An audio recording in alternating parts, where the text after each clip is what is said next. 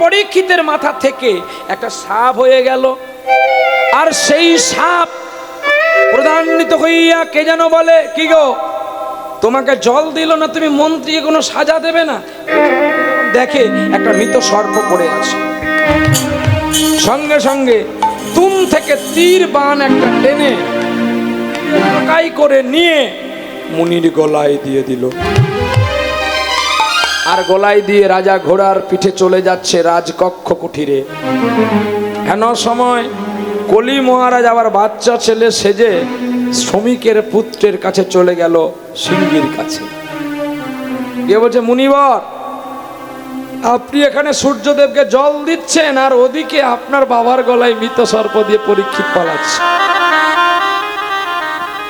এর বিধান কিছু করবেন না? শ্রমিকের পুত্র সিংহী কিছু না জেনে তিনি অভিশাপ করে দিলেন, ওরে মূঢ় রাজা, তুই আজকে না জেনে না শুনে মুনির প্রতি যে অপরাধ করলি, আমি তোকে অভিশাপ করলাম, এই 7 দিনের মধ্যে তোকে দক্ষক দংশনেই মৃত্যু হবে। কিন্তু রাজকোষে যখন ঢুকে গেলেন, কলি তো পালিয়ে গেলে রাজকোষে সে ঢুকতে পারবে না, রাজকোষের বাইরে যুদ্ধ হবে। তো তদ্রূপী যখন রাজকোষে ঢুকে গেল, তখন রাজার মনে একটা চেতনা আসলো, আমি বোধহয় একটা ভুল কাজ করে এসেছি। দেখো, অনুশোচনার চেতনার মুকুটটা খুলে দিয়ে পরীক্ষিত মহারাজ আবার ছুটছে হেঁটে হেঁটে মুনির কাছে ক্ষমা চাইবে বলে। কিন্তু তার আগে যখন শ্রমিকের পুত্র সিংহী এসে দেখে, তখন শ্রমিকের ঘুম ভেঙে গেছে। তখন বলছে, বাবা তোমার গলায় যে সাপ দিয়েছে আমি তাকে অভিশাপ দিয়েছি, 7 দিনের মধ্যে তক্ষক দংশনে মৃত্যু হবে। শ্রমিক বলছে, বাহ, হ্যাঁ রে পুত্র, বাবা যদি বৃদ্ধ হয়, কি সুন্দর কথা, দেখো ভাগবতে, বাবা যদি বৃদ্ধ হয় তবু সে বাবা, কাজ করতে না পারলে বাড়ির মধ্যে বসে থাকলো ঘরের একটা জ্যোতি হয় রে।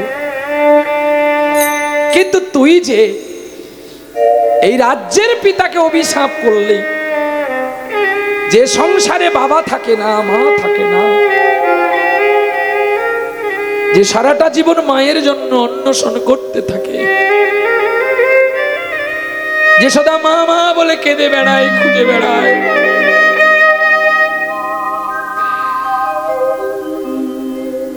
তুই কি তার যন্ত্রণা বুঝবি বাবা?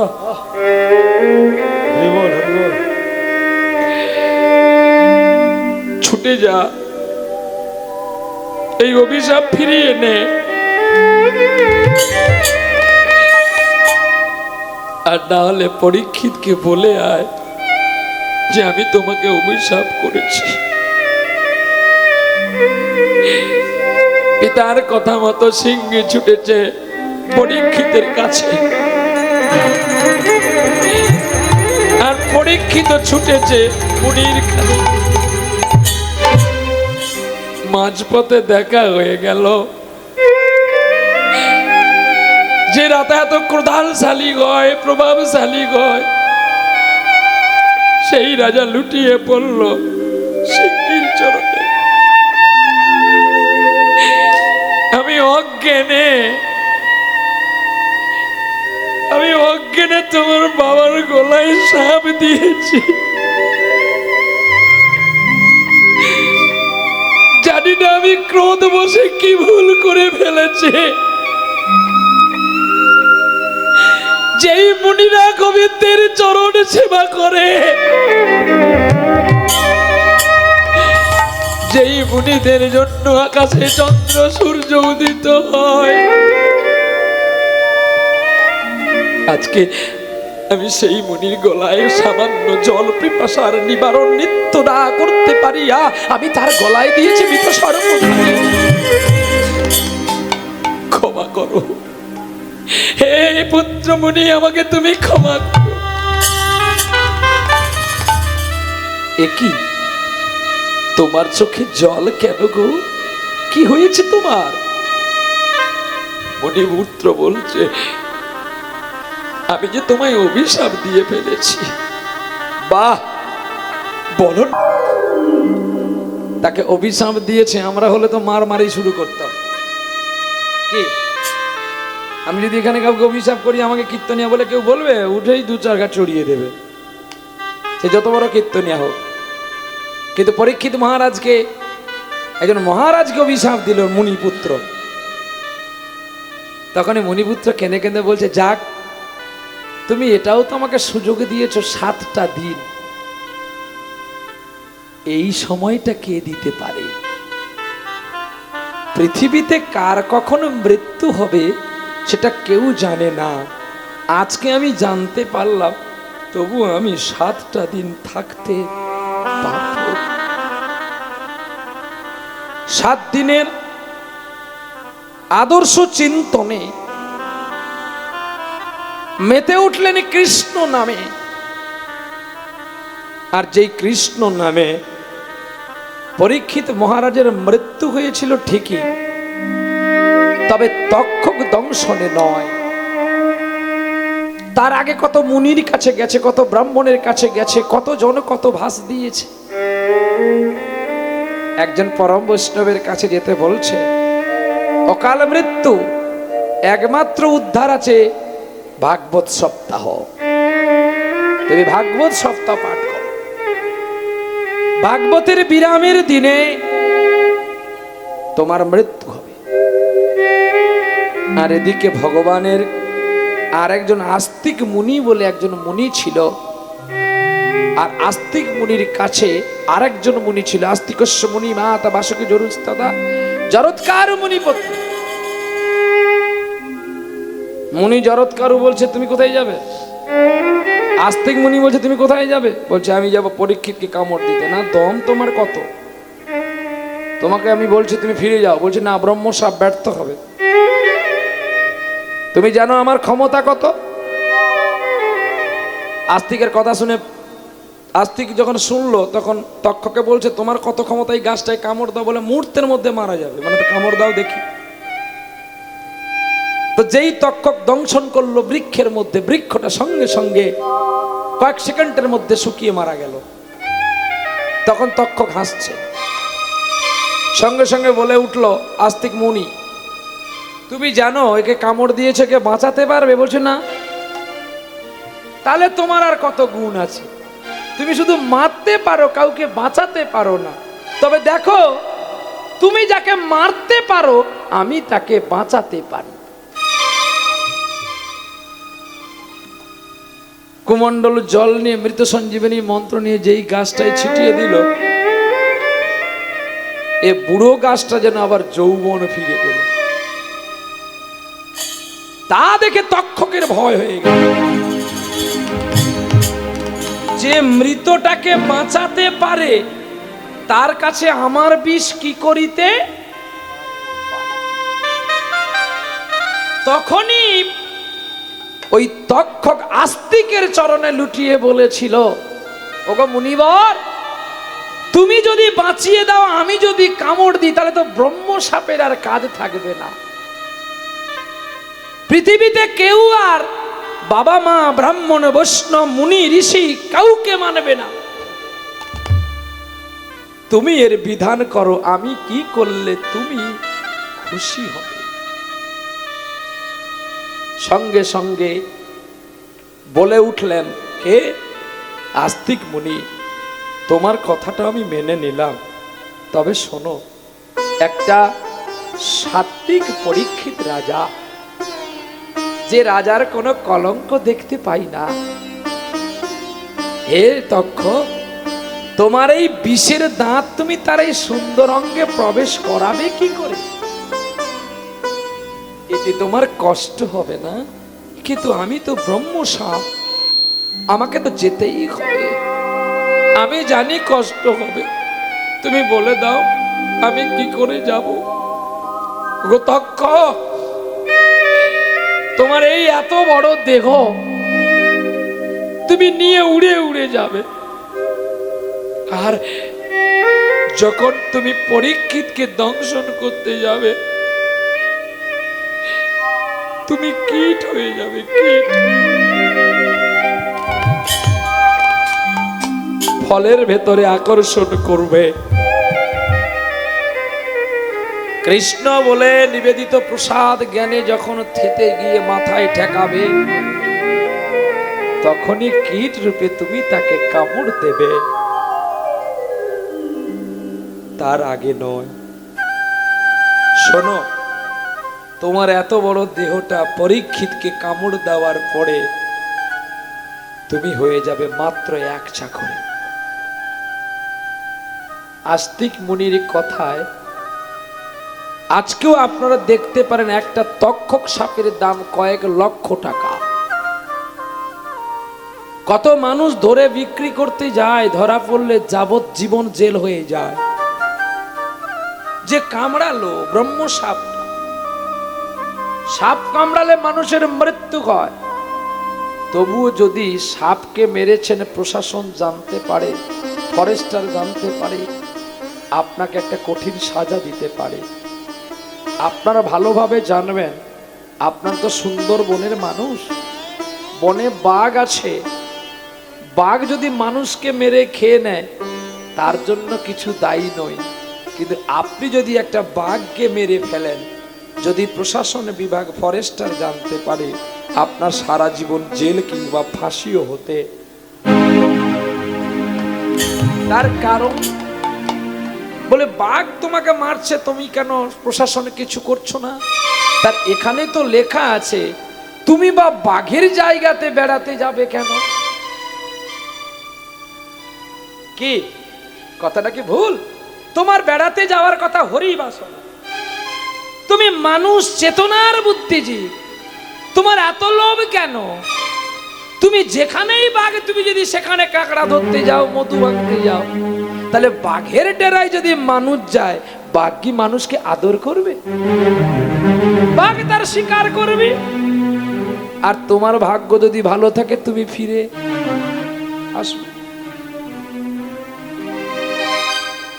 এই হলো সেই কথা। আপনারা এসেছেন তক্ষকের যন্ত্রণা থেকে মুক্তি পাবার জন্য। আপনারা যদি এসে আনমনা হয়ে কথা বলেন, তাহলে বিষটা নামবে কি করে?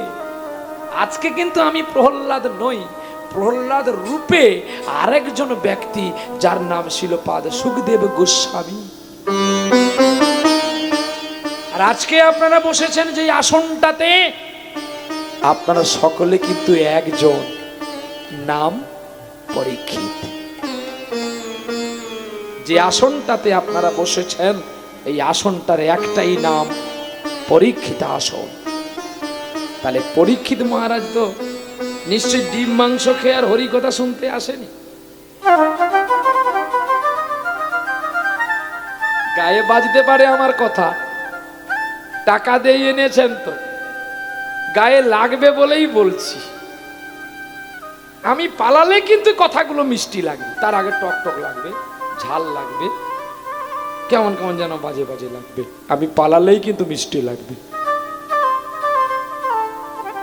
তাহলে পরীক্ষিত মহারাজ তো আর ডিম মাংস খেয়ে বসেনি, আর শিলপাদ সুখদেব গোস্বামীও তো ডিম কাঁকড়া খেয়ে হরি কথা বলতে আসেন। প্রমাণ শ্রীমদ্ ভাগবত। কারণ আপনারা অধিক কষ্ট করে এই অধমের কাছে কিছু শুনবেন বলে বসে আছেন। আমার কর্তব্য আপনাদের কিছু দিয়ে যাওয়া। কদিন আগেই তো আমি এসেছিলাম না, কতটা দূরে যেন আমি জানি না, ব্যাস। তবে আপনাদের গর্বিত হওয়া দরকার, একজন পুলিশ অফিসারের মধ্যে এই ভক্তি আসলো কি করে? যে পুলিশ অফিসার তো ঘুষ খায়, যে পুলিশ অফিসার মোটর সাইকেল ঘেরে হেলমেট নেই বলে টাকা নেয়, তার মধ্যে কৃষ্ণ ভক্তি কেন আসবে? এটা উনার কৃতিত্ব নয়, উনার মা বাবা কোথাও পুণ্য করেছিল, তাই তিনি আজকে পুলিশ অফিসার হয়েও তার ভক্তির বীজটা তিনি কমালেন না। তাই গৌর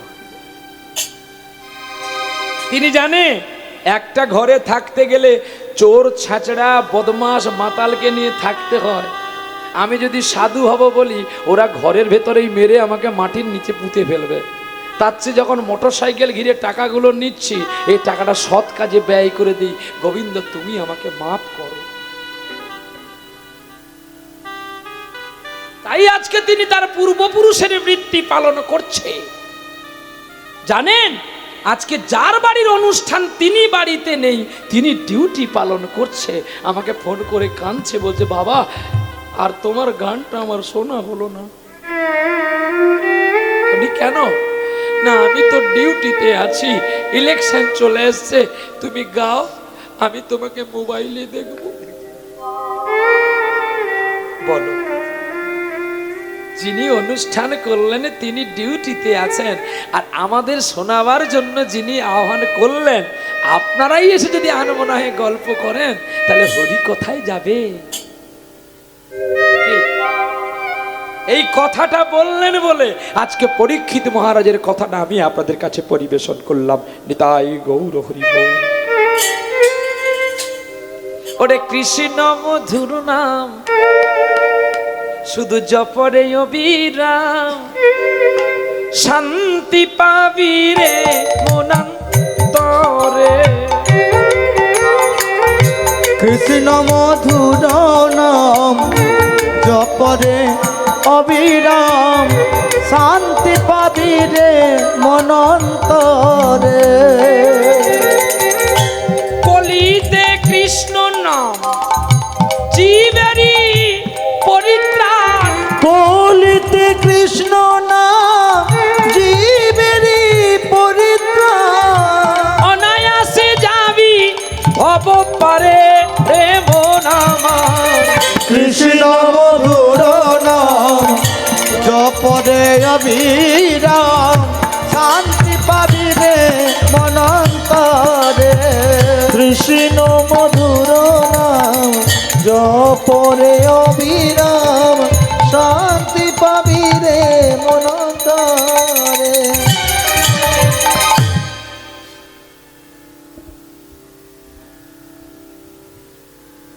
কিটা বলো আমাকে বাবা, একে এদেরকে পাঠাবো। এই তুই যা, তো যা বলছি, একটু যা। আরে আরে চাইছে যে সাউন্ড আছে আমি বাজাচ্ছি না। আরে আরে বিশাল সাউন্ডটা সেট করবে, মানে আমার হচ্ছে না, তুই আসলে হবে। আউটে চলছে, আউটে ভালো হচ্ছে। আউটে কল শুনতে পাচ্ছেন না? পাচ্ছেন তো? আউটে ভালো চলছে। আরে তুই যা না, দেখি চেকটা করে দেবো তো। তুমি কি বাড়াতে বলছো? চেকটা দেখো না কি হচ্ছে না হচ্ছে।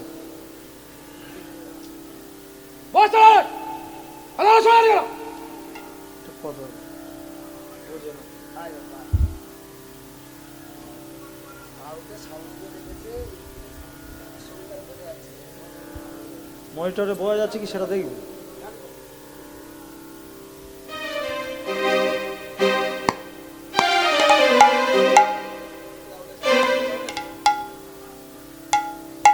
বাইকটা অফ করো।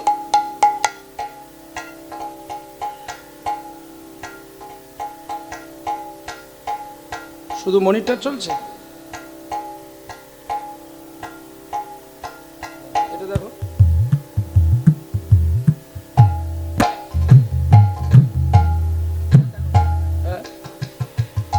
কৃষ্ণ মধুর নাম জপরে অবিরাম, শান্তি পাবি রে মনান্তরে।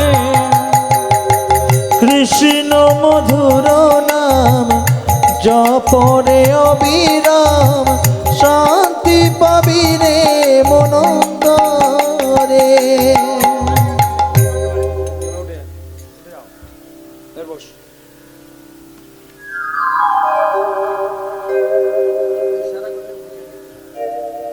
চলো দেখি। আর অসুবিধা হবে না। কৃষ্ণ মধুর নাম জপরে অবিরাম। ছুঁয়ালেই বাজে, ছুঁয়ালেই বাজে। আস্তে, কথা বন্ধ করো। আরে চুপ করো, ছেড়ে দাও, ছেড়ে দাও, চুপ করো। ছেড়ে দাও, ছেড়ে দাও। ঠিক আরে আছে, চাপো, ঠিক আছে। চাপ, ছেড়ে দাও, ছেড়ে দাও, ছেড়ে দাও। ছেড়ে দাও, বিতর্কে না গেওয়াটাই ভালো। সাধু বাতে চলতে হবে, সাধু বাতে নিশ্চয়ই কায়দা হবে। ও কেন, ও দাদু কায়দা হবে কি? আগে বাবা,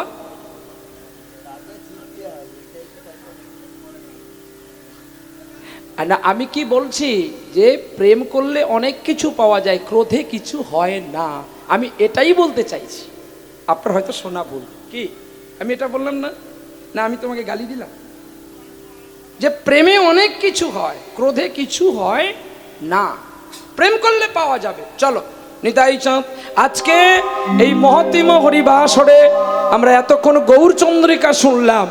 নিতাই চাঁদের করুণায়, গৌরচাঁদের কৃপায়, ভক্ত চরণধুলির দর্শনে আজকে আমরা শুনতে পেলাম এতক্ষণ পরীক্ষিত মহারাজের কৃষ্ণ কথা। তাহলে আজকে আমরা সকলে পরীক্ষিত, এই পরীক্ষিত মহারাজ আজকে কি শ্রবণ করলেন, আজকে আমরা আস্বাদন করব। বৃন্দাবনের কাছে মধ্যপ্রদেশে অবন্তীনগর গ্রামে এক অপ্রাকৃত চিন্তন লীলা ঘটেছিল, যে লীলাটির নাম হচ্ছে ভক্তের ভগবান। আজকে আমরা সেই লীলা আস্বাদন করব, করে আপনাদের চরণ থেকে বিদায় নেব।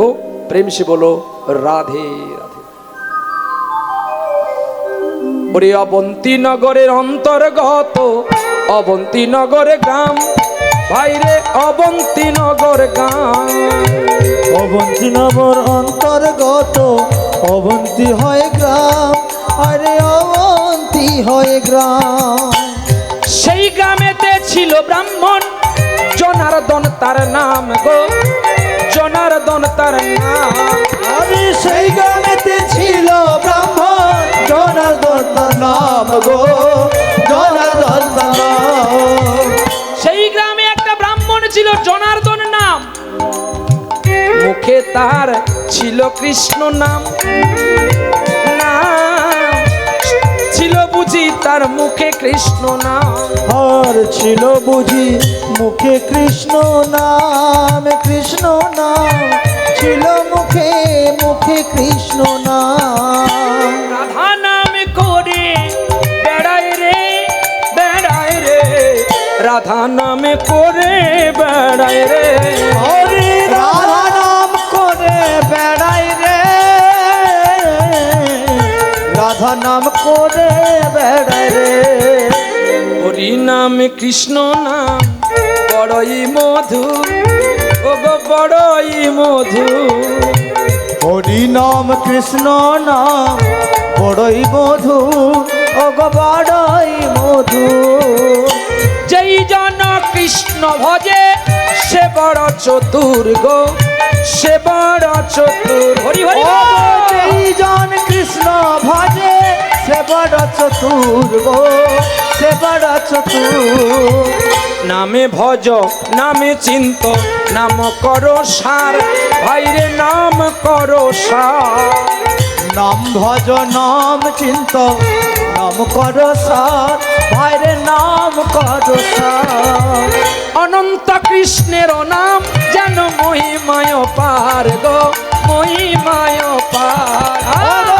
তাই গৌর হরি বল। নাম মহিমায় পার গো, মহিমায় পার। সবাই মিলে নাম করো গো, ও গো মাতৃগণ সবাই মিলে নাম করো গো। আরে সবাই মিলে নাম করো গো, মাতৃগণ সবাই মিলে নাম করো গো। এবার সবাই মিলে নাম করো গো, আমার পিতৃগণ সবাই মিলে নাম করো গো। হাতে করো তালি দিয়া করো কৃষ্ণ নাম, ওরে করো কৃষ্ণ নাম।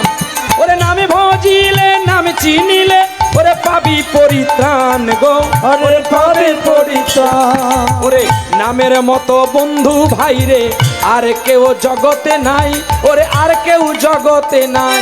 ওরে বিপদে আপদে সদা ওরে ডাকরে কানাই গো, ডাকরে কানাই। হরি বল হরি বল, হরি বল হরি বল, একবার হরি বল হরি বল, হরি বল হরি বল, হরি বল। ওরে মিটে যাবে গন্ডগোল, আরে হরি বল হরি বল ওরে মিটে যাবে গন্ডগোল হরি বল হরি বল ওরে যাওয়ারও বল আশারও বল হরি বল হরি বল ওরে আমারও বল আপনাদের বল হরি বল হরি বল ওরে এপারের বল ওপারের বল আরে হরি বল হরি বল ওরে হরি ছাড়া জগতে সব দুর্বল আরে হরি বল হরি বল ওরে মায়েরও বল বাবারও বল হরি বল হরি ওরে প্রেমানন্দে হরি বল হরি বল হরি বল হরি বল হরি বল হরি বল হরি বল কৃষ্ণ নামে পাগল হয়ে গেল জনার্দনের বদন। তিনি কৃষ্ণ নাম ছাড়া আর অন্য কোনো জানতো না। বড় হয়ে গেছে বলে ছেলে, বাল্যকালে তো মা বাবা হারিয়েছে। যখন নাবালক থেকে শিশু সাবালক হয়ে যায়, গ্রামের মানুষ ডেকে তার বিবাহের ব্যবস্থা করলো। এটাও আমাদের জেনে থাকা দরকার। স্ত্রী যদি সুমতি হয়, সুমতি, তার মন যদি সু হয় মানে ভালো হয়, তাহলে সে কৃষ্ণ প্রেমের অধিকার পায়। তা না হলে লোক দেখিয়ে তিলক পরলাম, মালা পরলাম, অথচ মন আমার পবিত্র নয়, মালা পরার দাম নাই, আর তিলক পরে তিলকের অপমান করার দরকার নেই। এটা শুদ্ধ কথা। তিলক মালা পরলে যদি ভগবানকে সবাই পেয়ে যেত, তাহলে তো সবাই পরে নিত। বসু সবার গলায় মালা ছিল? বলো। আমি শুনতে পেয়েছি মালা তিলক নিয়ে অনেক কথা এই আসরে হয়ে গেছে, আমি শুনেছি। কিন্তু বলুন তো, কৃষ্ণ ভক্ত মানুষ কোনোদিন কাউকে আঘাত করতে জানে না, বিনিময়ে সে আঘাত নিতে জানে। ভাষাগুলো আমাদের প্রত্যেককে, আমি প্রত্যেক কীর্তনিয়াকে বলবো, একটু শুদ্ধ করে বলার চেষ্টা করো, দোষ গুণ ধরো না কারো। বসু সবরের তো মালা ছিল না, তবে তার হাতে কৃষ্ণ কেন বা খেয়েছিল? শুধু তার হাতে খায়নি, তার উচিষ্ঠ খেয়েছিল। তাহলে বলবেন, তাহলে কি মালা না পরে কৃষ্ণ নাম করা যাবে? হ্যাঁ যাবে। তবে তুমি কি তাকে নয়ন জলে ডাকতে পারবে? বল। সেই নয়ন সুবৃদ্ধি কি আমাদের আছে যে হা কৃষ্ণ বলার সঙ্গে সঙ্গে চোখে জল আসবে রাধারানীর মতো? তাই আসে না বলে তাই একটু ধারণ করে রাখতে হয়। যদি বৃন্দা দেবীর একটু কিঞ্চিত কৃপা, এই কথাটা যদি যত্ন করে বুঝিয়ে বলা হয়, আপনারা সবাই নির্দিষ্টভাবে ভক্তি করে নেবেন। এই জন্য আমাদের তিলক মালা পড়তে হয়। যদি তার কৃপা হয়, যদি একটু কৃষ্ণ বললে চোখে জল আসে, তবেই তো জীবন সার্থকতা লাভ করে। সেই জনার্দনের কৃষ্ণ নামের গুণে তার বদন এত সুন্দর হয়েছিল। আর তিনি ভিক্ষা করতেন নগরে নগরে, মুখে তার কৃষ্ণ নাম, হরি নামে, কৃষ্ণ নামের গুণে অবন্তী নগর পাগল হইয়া গেল, পাগল হইয়া গেল। ওই ব্রাহ্মণকে সকলেই বড় ভালোবেসেছিল, ভালোবেসেছিল। ত্রিবেণী তীর্থ পথে কে শোনালো গান, কে শোনালো গান। ত্রিবেণী তীর্থ পথে কে শোনালো গান, ত্রিবেণী তীর্থ পথে কে শোনালো গান, ত্রিবেণী তীর্থ পথে কে শোনালো গান। আরে ত্রিবেণী তীর্থ পথে কে শোনালো গান। আকুল করেছে আমার পরাণ, ত্রিবেণী তীর্থ পথে কে শোনালো গান। ত্রিবেণী তীর্থ পথে কে শোনালো গান, ত্রিবেণী তীর্থ পথে কে শোনালো গান। আকুল করেছে আমার আকুল পরাণ, ত্রিবেণী তীর্থ পথে কে শোনালো গান, ত্রিবেণী তীর্থ পথে কে শোনালো গান। নয়নের জল দিয়ে ডাকে তাহারে, এসো এসো প্রভু আমারই ঘরে, এসো এসো প্রভু আমারই ঘরে। জনার্দন ভিক্ষা করে আর গোবিন্দকে ডাকে দয়াময় কৃপাময় বলে। যার চোখের জলে গোবিন্দ বড় খুশি হলো, নিপুত্রী মাতা পিতা গর্ভবতী হলো। এই দেখো কত সুন্দর সুন্দর কথা। গর্ভবতী যেই হয়েছে, এতদিন তবুও ব্রাহ্মণী লুকিয়ে লুকিয়ে মাছ চিংড়ি খেত। এইবারে যেই গর্ভ হয়ে গেছে, মা আমার কি করে জানো? আহ, মা তুলসী তলাতে প্রদীপ হাতেতে নয়ন জলেতে ডাকে,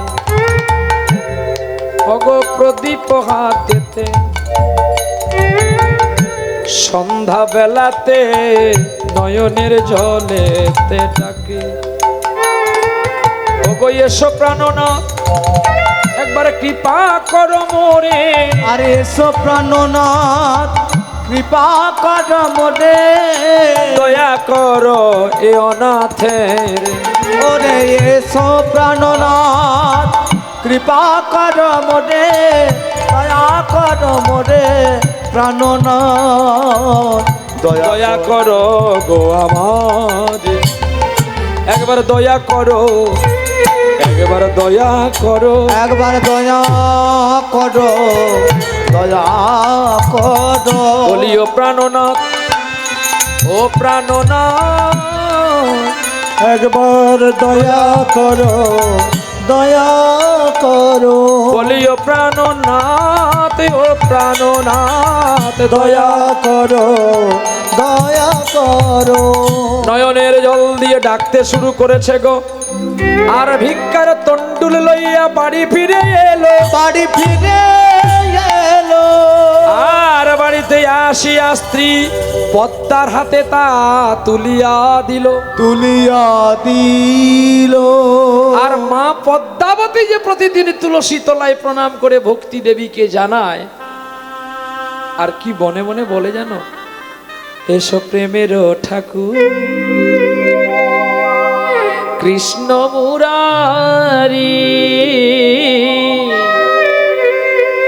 মন্দিরে মোর এসো গিরিধার, এসো প্রেমের ঠাকুর কৃষ্ণ মুরারি, মন্দিরে মোর এসো গিরিধারি, এসো প্রেমের ঠাকুর। সাধনায় আমার সফল কর গো, ওরে সাধনায় আমায় সফল করো গো। তুমি চঞ্চল চিত চারি, এসো তুমি গিরিধারে, এসো প্রেমের ঠাকুর কৃষ্ণ মুরারি, মন্দিরে সব এসো গিরিধারে, এসো প্রেমের ঠাকুর। জানে তুমি শত জনমের সাথে, আর হইও না পাশা, তুমি রেখো গো মিনতি জানি তুমি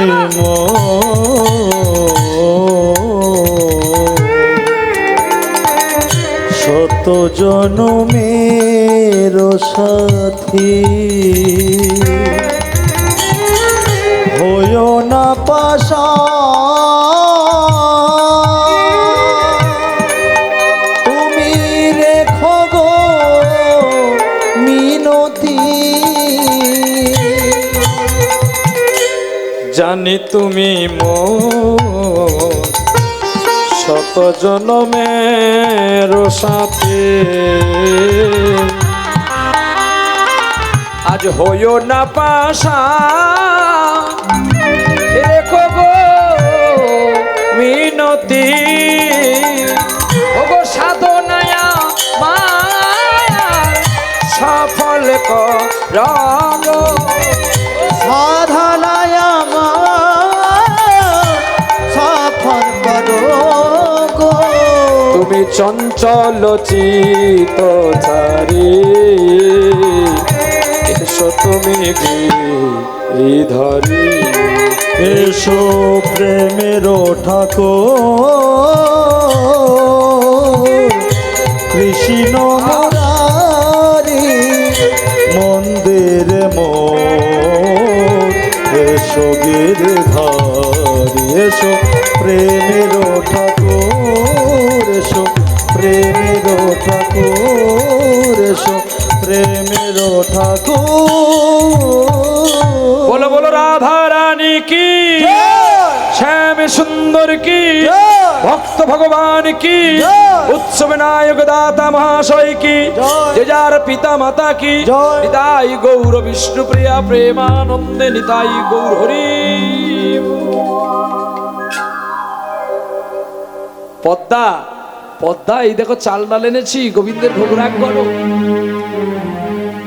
ভিক্ষার চালের পুটলি স্বামীর কাঁধ থেকে নামিয়ে স্বামীকে একটু জলের গ্লাস দিলেন, গ্লাসে জল আছে, তুলসী দিয়ে দিলেন, স্বামী পাও। যত্ন সহকারে নিত্য সেবা করে, আর বদনে রান্না করতে করতেই আমার পদ্মা মা কৃষ্ণের নাম করে গো। হরে কৃষ্ণ হরে কৃষ্ণ কৃষ্ণ কৃষ্ণ হরে হরে, হরে রাম হরে রাম রাম রাম হরে হরে।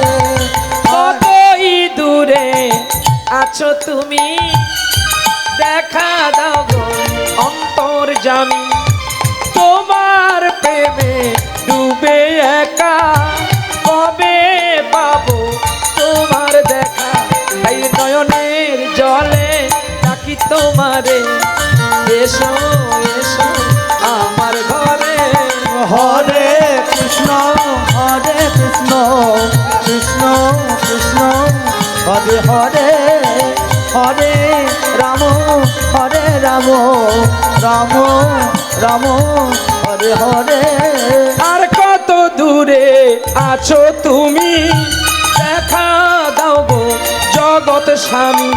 তোমায় এতই করে ডাকি আমি, কেন দেখা দাও না গো জগৎ স্বামী। তোমায় ডেকে ডেকে হলাম কানা, একবার এসে দেখা দে না। হরে কৃষ্ণ কৃষ্ণ কৃষ্ণ কৃষ্ণ হরে হরে হরে হরে রাম রাম রাম হরে হরে। প্রেম জানি না, ভক্তি জানি না। কেঁদে কেঁদে মা বলছে, আমি প্রেম জানি না প্রভু, ভক্তি জানি না, নয়নের জলেও ডাকতে পারি না। এসো এসো কাঙালের ঘরে, কাঙাল ডাকে কাতর সুরে। হরে কৃষ্ণ গৌর হরি কৃষ্ণ কৃষ্ণ হরে হরে, হরে রাম রাম রাম হরে হরে। কৃষ্ণ নামে হরি নামে বড়ই মধুর, বড়ই মধুর। যাহারা কৃষ্ণ ভজে তাহারা বড়ই চতুর। রান্না করে চিত্রপটের আলোকে ভোগ লাগাইল, ভোগ লাগাইল। নয়নের জল দিয়ে প্রভুরে নিবেদন কইল, নিবেদন করিল। দূর হইতে প্রাণে গোবিন্দই আশীর্বাদ দিল। শোনো পদ্মা, আজ তোমার মতো যদি কেউ আমাকে এমন করে ভক্তি করত, আমি বড় খুশি হতাম। আমাকে কে কি দিয়ে খেতে দেয় আমি এটা কোনোদিন দেখি না। আমি কি দেখি জানো? কে কিভাবে আমাকে ডাকে। ঈশ্বরকে কে কি খেতে দেবে ঈশ্বর কোনোদিন এগুলো দেখেন না। তাই তো গীতার শ্লোক বলল, পত্রং পুষ্প ফলয়ং তোয়ং যোমে ভক্তা প্রযোচ্ছতে। অর্থাৎ এই কলিযুগে ভগবানকে দেওয়ার মতো আমাদের কিছু নেই। তাহলে আমরা ফল জল এত রান্না করে দিই কেন? এটা আমাদের ইন্দ্রিয়গুলোকে জাগাবার জন্য, সচেতন রাখার জন্য। ঈশ্বর তোমার হাতে ভাত খেতে আসবে, তুমি এত শুদ্ধাকারী না। তাকে না দিয়ে পেলে আমাদের চুরি করে খাওয়া হয়, তাই তাকে দেখিয়ে আমরা পেয়ে নিলাম। কে খাইয়েছিল এই কলিযুগে মর্তর ভূমিতে? কে ভগবানকে খাইয়েছিল? শিখণ্ড পাঠ বর্ধমানে মুকুন্দ কবিরাজের পুত্র, যার নাম ভক্ত রঘুনন্দন। এই রঘুনন্দন খাইয়েছিল, আমরা কেন পারি না? এটা জানতে হবে। রঘুনন্দন আমার আপনার মতো সাধারণ ব্যক্তি ছিল না। তিনি ছিলেন ব্রহ্মার পুত্র মদন কামদেব।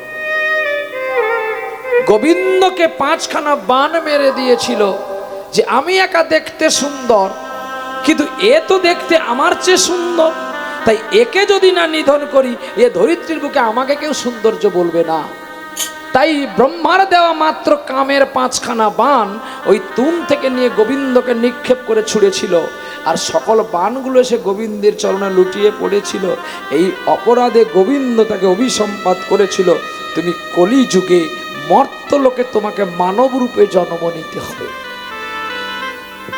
মদন কামদেব ছুটে এসে গোবিন্দকে জড়িয়ে ধরে বলেছিল, চরণ রাঙা চরণ, প্রভু তুমি আমাকে মর্তলোকে পাঠাও, তাতে আমার দুঃখ নেই, কিন্তু আমি মর্তলোকে গিয়ে তোমাকে খাওয়াতে পারবো তো?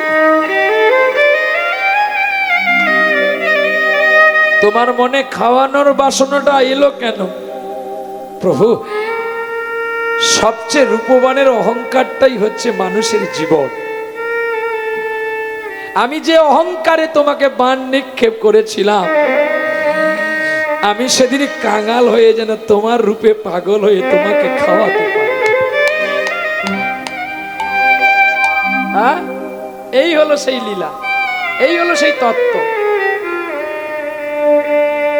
কৃষ্ণ কথা কখনো জোরে বলতে নেই, খুব মৃদু মৃদু করে বলতে হয়। কেন? কৃষ্ণ নাম যে কত মধুর, তাকে যত নয়নের জল দিয়ে প্রেম ভক্তি দিয়ে বলতে পারবেন, গোবিন্দ খুশি হবে। আপনারা দেখেন না, ভাগবত পাঠ যারা টিভিতে প্রচার করে তারা জোরে জোরে বলে, বাবা কি গো জোরে জোরে বলে, হাত নাড়ে না, তারা আস্তে আস্তে কথা বলে। কেন? সাধু বাক্য বদ অমৃত। আপনারা দেখবেন মুনি ঋষিদের বাক্য কত অমৃতময়, ছোট ছোট করে বলে, আর ছোট ভাষাটা যেন অমৃত হয়ে সারা গায়ে জড়িয়ে পড়ে। ঠিক তেমনি আজ সাধুদের কাছে শুদ্ধভাবে প্রস্ফুটিত প্রেমের মতো চিন্তনে বলতে হয়, আমি বা কি জানি বাবা যে আপনাদের শুদ্ধ করে আনন্দ দিতে পারবো। তাই আজকে সেই মদন কামদেব হলো ভক্ত রঘুনন্দন। কই এতজন আমরা নাম যজ্ঞ করতেছি, এতজন ডাকতেছি, আমাদের হাতে ভগবান খায় না, ওরই হাতে খেয়েছিল, তে পূর্ব জন্মে রেখেছিল বলে এ জন্মে খেয়েছে। তাই সেই মদন কামদেব একটা নয় আটটা নাড়ু খাইয়েছিলেন ভগবানকে। তাই আজকে সেই চোখের জলে যখন ভগবানকে খাওয়ালো মা পদ্মাবতী, তার চোখের জলে গোবিন্দ প্রসন্ন হয়ে তাকে আশীর্বাদ করলো, তুমি পুত্র লাভ করবে। আর যেই 9 মাস হয়ে গেছে, ওরে 9 মাস যখনই হয়ে গেল, তখনই ওই পদ্মাবতী জনার্দনকে হারালো। কি গো, একজন নারীর যদি স্বামী মারা যায় তার মনে আনন্দ হবে তো? হ্যাঁ, নয়নের জলে ভেসে গেলেন মা। এ কি করলে তুমি? বাল্যকাল হইতে আমি কেঁদে কেঁদে সবই দিশাহারা, তবে আজ কেন তুমি আমাকে এমন করে গেলে? সকলে কাঁদছে, পবিত্র ব্রাহ্মণ আমাদের গ্রাম থেকে হারিয়ে গেল, আর কে পুজো পদ্ধতি করবে? আর কে শোনাবে কৃষ্ণ নাম? কাঁদতে কাঁদতে সবাই মিলে ব্রাহ্মণকে কাঁধে নিয়ে শ্মশানে গেল। আর ব্রাহ্মণী বসে বসে কাঁদিতে লাগিল। ওরে দিন গেল তোর হেলায় বেলায়, একবার তারে ডাকো। আরে দিন গেল তোর হেলায় বেলায়, একবার তারে ডাকো। ওগো দিন গেল তোর হেলায় বেলায়, একবার তারে ডাকো। আর দিন গেল তোর হেলায় ভেলায়, একবার তারে ডাকো। ওগো নয়ন জলের আলপনাতে তার চরণ খানি আঁকো। আরে দিন গেল তোর হেলায় ভেলায়, একবার তারে ডাকো। আরে দিন গেল তোর হেলায় ভেলায়, একবার তারে ডাকো। ডুবে যায় রবি নাইয়ার বেলা, চাই না খেলিতে মিছে দুলি খেলা। ডুবে যায় রবি নাইয়ার বেলা, মা কাঁদছে গো বসে বসে, কেন যাওয়ার কালে আমায় নিয়ে গেলে না? যাওয়ার কালে আমার নিয়ে গেলে না, কেন অভাগিনী করে রেখে গেলে? যাওয়ার কালে আমার নিয়ে গেলে না। আমি বুঝি তোমার সম যোগ্য হলাম না, যাওয়ার কালে আমায় কেন নিয়ে গেলে না? ওগো কাঁদিতে কাঁদিতে নয়নের জলেতে ডাকিল গো তারে। করে কি অপরাধ করেছি আমি,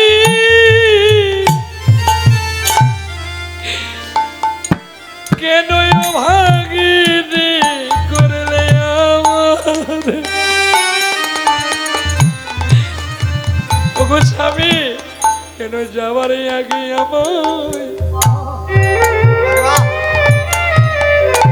আমায় নিয়ে গেলেন না গো? ওগো স্বামী গো,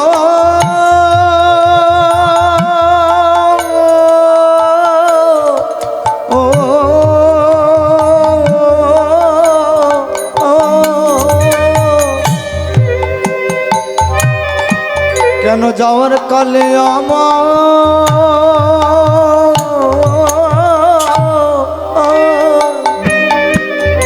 আমায় নিয়ে গেলেন না?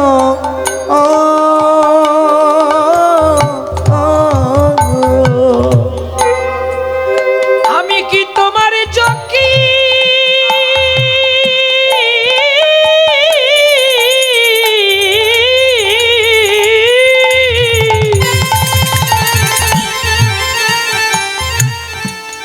যোগ্য হলাম না গো?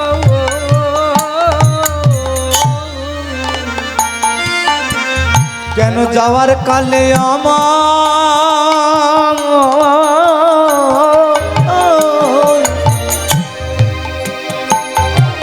আমায় নয়ে গেল না কেন আমায় অনাথ করে মাগো রেখে গেলে, কেন আমায় অনাথ করে তুমি রেখে গেলে। আমায় অনাথ করে আমায় রেখে গেলে,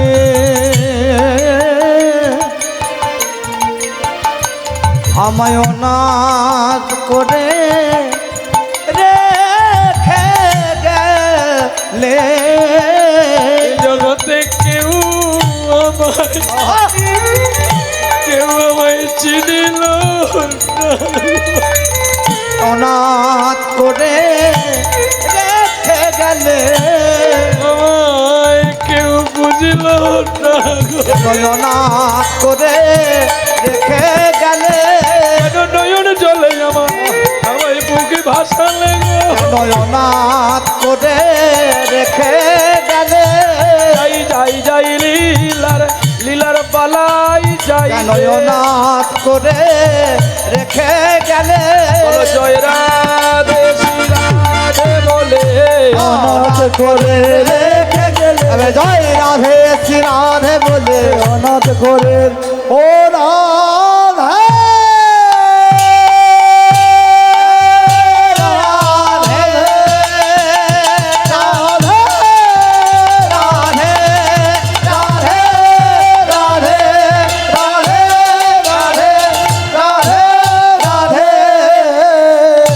অনাথ করে রেখে গেলে।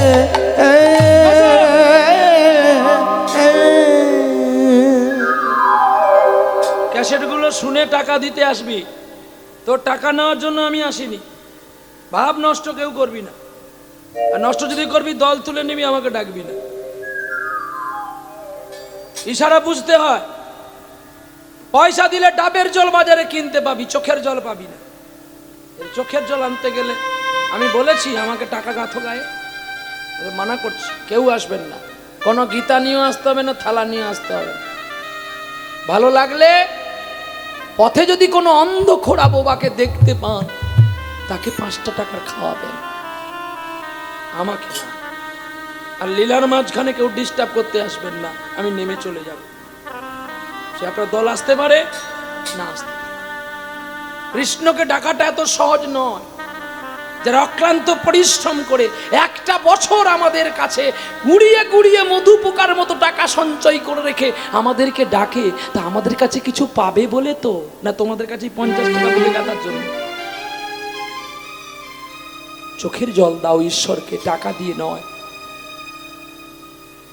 মেদিনীপুরে গিয়েছিলাম গান গাইতে, সেখানে দেখা গেল সকল ঠাকুরের গায়ে 100 টাকা 500 টাকার নোট গাঁথা আছে। কেন গাঁথা আছে জানেন? এটা অ্যাডভার্টাইজমেন্ট, এটা কেবলমাত্র ভক্তির জগৎ নয়। আপনারাও আপনাদের দেশে দেখবেন, বলছি বলে রাগ করবেন না, তাহলে বলবো না। বলবো, রাগ কেউ করবেন না তো? এরকম ভাবটা নষ্ট হয়ে গেল বলে বলছি।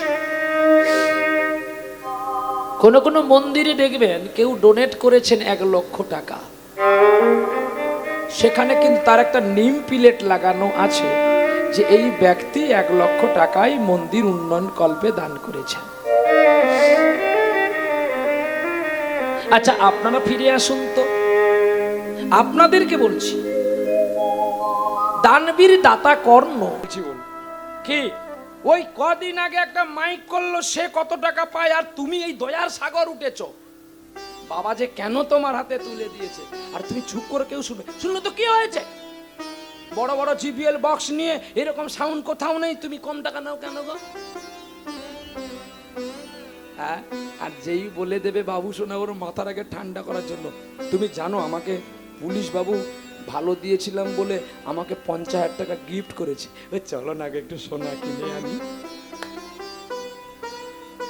কি যেই বলবে গিফট করেছে তখন স্ত্রী বলবে চলো একটু সোনা কিনে আনি। ঠিক তদ্রূপই সবাইকে প্রেমচিত্ত দিয়ে আমাদের চলতে হবে।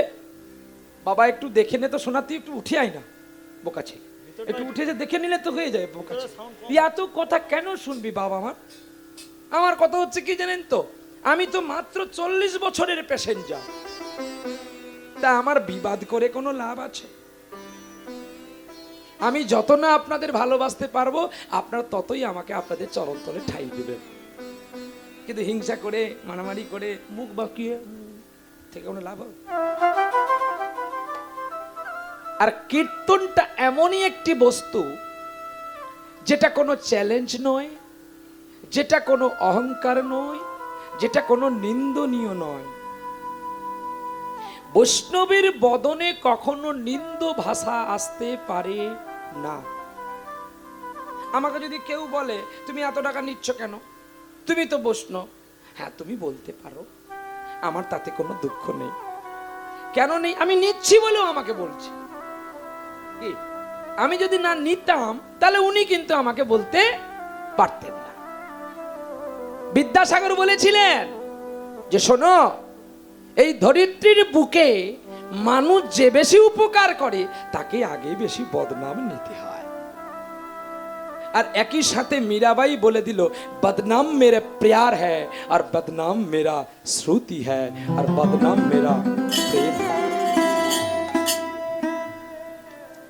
বদনামে জেগে না গেলে কি আর ভালো জিনিসটা দেখা যায়?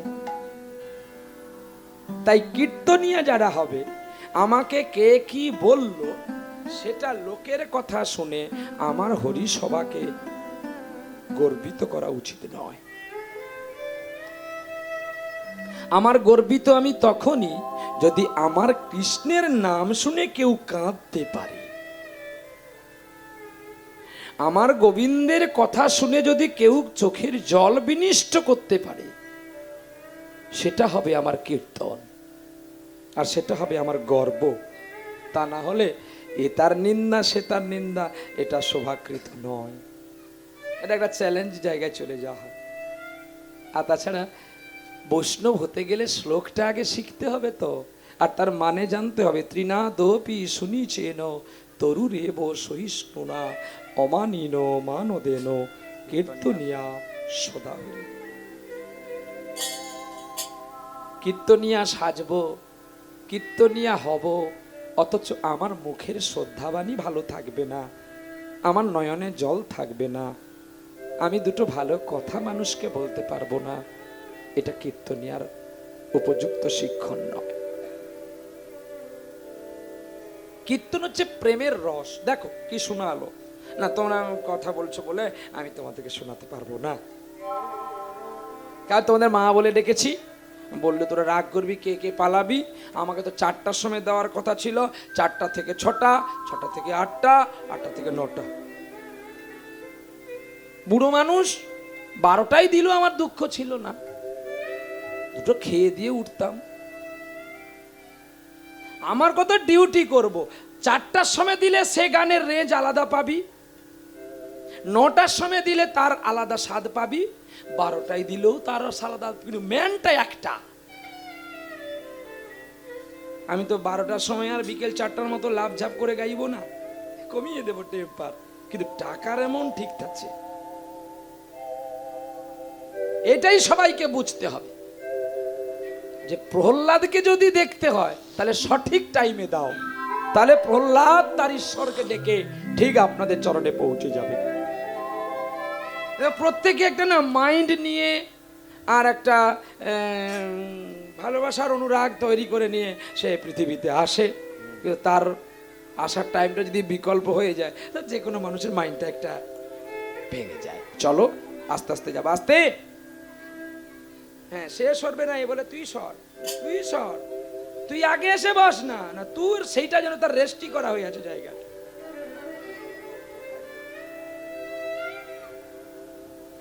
কেন তুই কি আগে আসতে বসতে পারিস না? সে বলে তুই সর, এটা আমার কিনা জায়গা। ঘটনাটা কি জানেন তো, আপনাদের ক্যানিং এ বাসটা দাঁড়ানোর সঙ্গে সঙ্গে সবাই হুটপাট করে গিয়ে সিটে বসে যাচ্ছে। কোথায় যাবে? ধর্মতলায় যাবে। এখন ধর্মতলায় যাবে, এই, তুমি কীর্তন কোন দিকে শুনতে বসেছো? না, এই তো কীর্তন শুনবে বলে বসেনি, সে তার সঙ্গে কথা বলবে বলে সেদিকে মুখ করেছে। ঠিক কিনা বল? একটু কথা বলবি? বল। মাইকের ফোন দেব, মাইকের ফোন দেব, একটু জোরে জোরে বলবি, আমি একটু রেস্ট নেব। নিতাই গৌর হরি বল। এখন দেখা গেল কি, ক্যানিং এ বাসটা ধর্মতলায় চলে যাওয়ার পরে যেই লোকটা সিটের জন্য মারামারি করেছিল ও বেটা আগে গিয়ে গেটের ধারে দাঁড়িয়ে আছে। কেন? এর উঠতেও আকপাক আর যেতেও আকপাক। এই আকপাক ব্যক্তিটা বাকি মাঝখানটা কেন আকপাক করলো না? এ তো আরাম করতে এসছে। গল্পগুলো জানো মা? এখন শীতের দিনে একটা ব্যাঙ, শোনো সবাই মিলে, শীতের দিনে একটা ব্যাঙ চুপটি করে কুয়োয় পড়ে থাকে। বর্ষাকাল হলে, বৃষ্টি পেলে কোঁকা করে ডাকে। তা থেকে সন্তান সন্ততি উৎপাদনের পর লাফাইয়া লাফাইয়া যেতে দেখো কুয়ারও ভিতর। যেই কুয়োয় পড়ে গেছে, কুয়ো থেকে তো উঠতে পারছে না, তো তখন কিন্তু সে ঠাকুরকে ডাকছে, ঠাকুর তুমি আমাকে একটু উদ্ধার করো না গো, কি ঠান্ডা। সত্যি সত্যি শীতের দিনে কুয়োর জল একটু বেশি ঠান্ডা হয়। তা এখন কুয়োর জলে পড়ে খুব ঠান্ডা, আর থাকতে পারছে না। তো যেই গোবিন্দকে ডাকছে, গোবিন্দ ওখানে একটা লোক পাঠিয়ে ওই কুয়োর জল আনতে গিয়ে যখন ব্যাঙ পড়েছে, তাহলে কুয়ো যদি ব্যাঙ পড়ে থাকে কেউ কুয়োর জল খাবে? তাহলে সে কি করলো? ব্যাঙটাকে উদ্ধার করলো। এখন ব্যাঙ নাচতে নাচতে নাচতে নাচতে চলে যাচ্ছে, বল ঠাকুর এত ঠান্ডা, একটু কি কোথাও তোমার জন্য গরম তুমি আমার জন্য রাখোনি? এখন লাভ দিতে দিতে যাচ্ছে। এখন এক বাবাজি, গল্পটা শুনে নাও, তারপর তোমরা কথা বলবে, এইটা একটু মনোযোগে শুনে নাও। এখন ব্যাঙটা লাভ দিতে দিতে যাচ্ছে। এখন দৈবাদক্রমে এক বাবাজি, তিনি গরম জল ছাড়া স্নান করেন না। তিনি হাঁড়ির মধ্যে গরম জল বসিয়ে দিয়ে পাতা পুঁতি আনতে গেছে, দিয়ে জ্বালাবে। হেন সময় কি হলো, ওই ব্যাঙটা ওই হাঁড়ির মধ্যেই পড়ে গেছে। আর পড়ে যাওয়াতেই এখন বাবাজি কি করলো না, বাবাজি দেখলো যে আমি যদি পাতা পুঁতি লাগাই তাহলে এই পাতা পুঁতির নোংরাগুলো এসে হাঁড়িতে পড়বে, তাহলে জলটা কালি হয়ে যাবে, তাকে ঢাকনা দিয়ে দিই। কিন্তু ব্যাঙটা যে জলে পড়েছে এতটা লক্ষ্য করলো না, ঢাকা দিয়ে দিল, আর ব্যাঙটা জলের ভেতরে থেকে গেছে। আর ওই এখানে পাতা জ্বালানি দিচ্ছে, আর আস্তে আস্তে করে কিন্তু হাঁড়ি গরম হলো, উনুন গরম হলো, তারপরে জল গরম হতে শুরু করেছে। তখন ব্যাঙটা বলছে, হে গোবিন্দ তুমি কত মহান, তুমি আমার আশা পূর্ণ করেছো, কি আরাম লাগেছে, এই যে মাঝখানটা আরাম লাগেছে, সিটে বসেই আছি, এই আরাম করতে করতে জল তো গরম হতেই আছে, জলের গরম আর কমে না। এই যত গরম হতেই আছে, ব্যাঙ তত ছটপট করছে, হতে হতে বেটা কি হলো, বেশি আরাম করলে তো ব্যারামে মরতে হবে। এই সংসার এটা হাঁড়ির রূপ, আর স্ত্রী পুত্র পরিজন এরা গরম জল। এই গরম জল থেকে যতটা দূরে থাকতে পারবেন ততক্ষণ আপনি লাস্টিং করতে পারবেন এবং গোবিন্দ ভজন করতে পারবেন। পাকাল মাছ দেখেছেন? পাকের ভেতরে থাকে, কাদা তার গায়ে লাগে মা, কিন্তু মানুষ ওই পাকাল মাছটাকে ধরতে গেলে তার সারা গায়ে কাদা লেগে যায়। ঠিক তদ্রূপই সংসারে থাকবো, ভজন সাধন করব, কিন্তু সংসার যেন আমাকে গ্রাস করতে না পারে।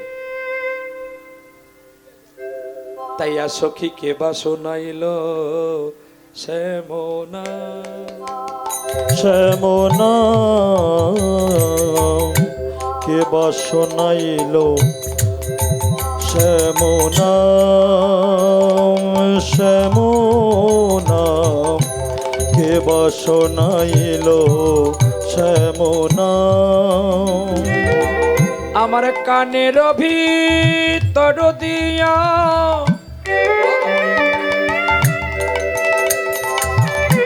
মরমে পশিল রে সখী রে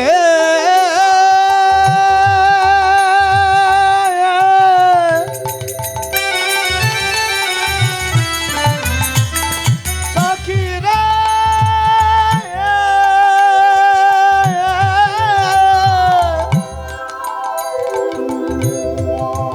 ওরে আমার মরম সখী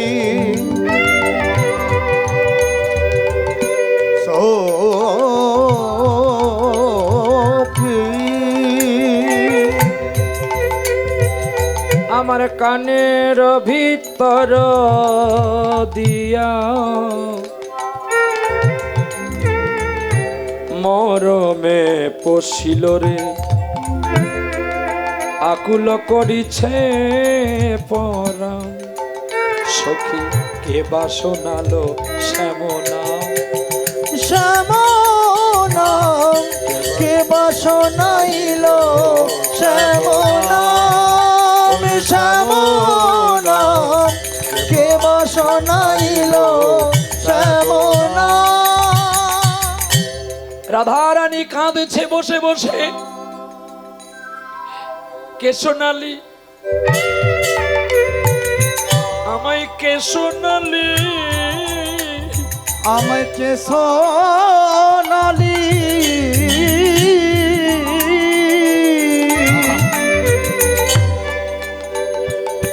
কে সোনালি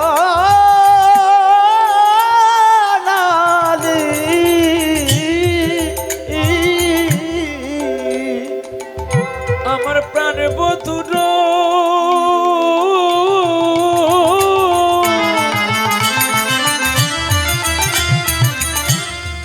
মধুর গীতি হরে কৃষ্ণালি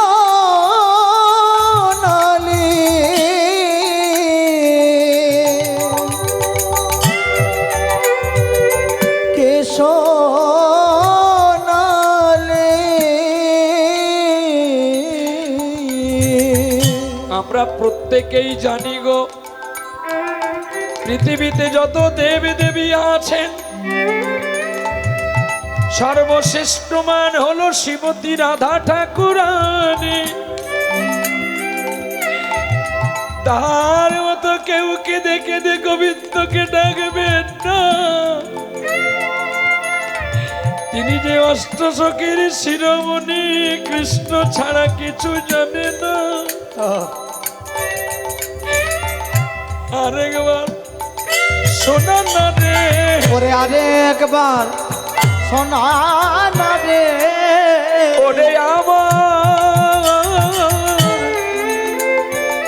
ওরে আমার প্রিয় সখী আর একবার শোনা না রে ওরে ওরে আমার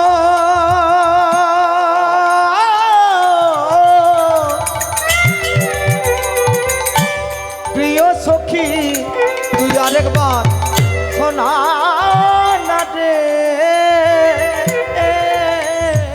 আমার কৃষ্ণ নামে বড় ভালো লাগে রে তুই আরেকবার শোনা না রে ওরে আমার কৃষ্ণ নামে ভালো লাগে রে আরেকবার শোনা না রে জয় রাধে শ্রী রাধে বলে আরেকবার শোনা না রে জয় রাধে শ্রী রাধে বলে আরেকবার শোনা ও রাধে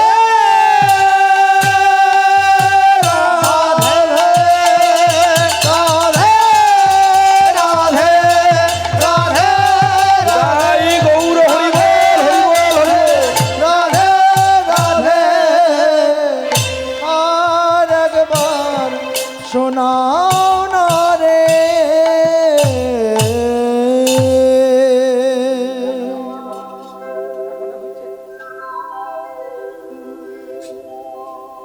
সখী শোনাইল কেবা শ্যাম নাম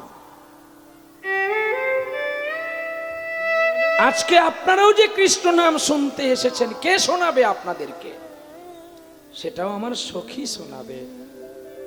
সখী ভাব, তুমি কি বায়বি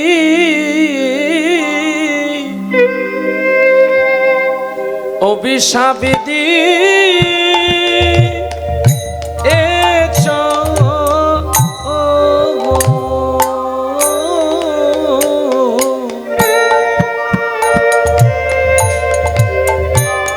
তুমি কি বায়বি অভি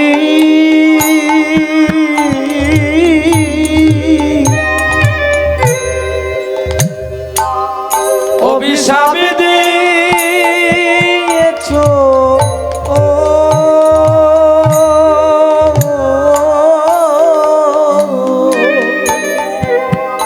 যদি আমায় একবার অভিশাপের কথা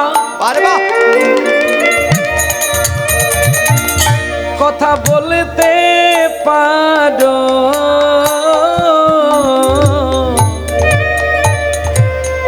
আমায় কিবা অভিশাপ অভিশাপি দিয়েছ,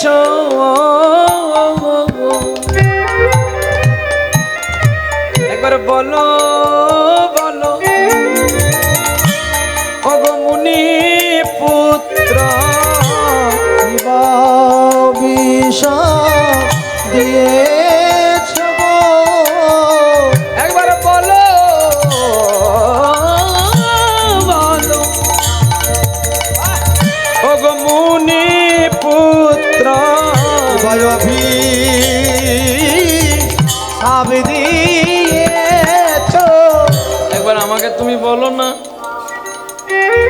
উনি কেঁদে কেঁদে বলছে তোমার 7 দিনে তক্ষক দংশন করবে, 7 দিনে তক্ষক দংশন করবে, ওই অকালে তোমার মরণ হবে। তত দিনে তত দংশন করবে। ওরে যাই যাই লীলার লীলার বালাই যাইবে, জয় জয় লীলার বালাই জয় রে। ওরে ধন্য হলো আমার ধন্য হলো, জয় জয় লীলার বিরাম জয় রে। মুনির চরণে গোড়া গড়ি দিল, আরে জয় জয় লীলার বিরাম জয় রে। ওরে মুনির চরণে রাজন গোড়া গড়ি দিল, আরে জয় জয় লীলার বিরাম জয় রে। চরণ ধুলি গায়ে মাখিল, আরে জয় জয় লীলার বালাই জয় রে। চরণ ধুলি গায়ে মাখিল, জয় জয় লীলার বিরাম জয় রে। চরণ ধুলি গায়ে মাখিল, আরে জয় জয় লীলার বিরাম জয় রে। ওগো চরণ ধুলি ওগো গায়ে মাখিল।